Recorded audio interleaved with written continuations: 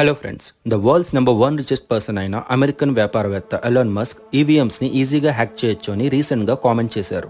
దీనిపై స్పందిస్తూ రాహుల్ గాంధీ కూడా ఇండియాలో ఈవీఎంస్ ని బ్లాక్ బాక్స్ అని, అంటే అత్యంత గోప్యంగా ఉంచుతారని ట్వీట్ చేశారు. నిజంగానే మన దేశంలో ఈవీఎంస్ ని హ్యాక్ చేస్తున్నారా? తెలుసుకోవడానికి వీడియోని చివరిదాకా చూడండి. Fact number 1, India and America రెండు దేశాల్లో కూడా ఓటింగ్ కోసం ఈవీఎం మెషిన్స్ ని యూజ్ చేస్తారు. కానీ ఇండియాలో యూజ్ చేసే EVM machines third generation M3 EVM machines, అంటే మనం వాడే సాధారణ క్యాలిక్యులేటర్ లాంటిది మాత్రమని చెప్పొచ్చు. ఇవి కేవలం బ్యాటరీ సహాయంతో పనిచేస్తాయి. ఫ్యాక్ట్ నెంబర్ 2, ఈ మెషిన్స్ కి ఎటువంటి బ్లూటూత్, ఇంటర్నెట్ ఆర్ వైఫై ని కనెక్ట్ చేయడం కుదరదు. సో ఇంటర్నెట్ సహాయం లేకుండా ఎటువంటి మెషిన్స్ ని హ్యాక్ చేయలేము. Fact number 3, Elon Musk tweet చేసింది అమెరికాలో యూజ్ చేస్తున్న డిజిటల్ ఈవీఎం మెషిన్స్ గురించి. అవి ఇంటర్నెట్ సహాయంతో పనిచేస్తాయి.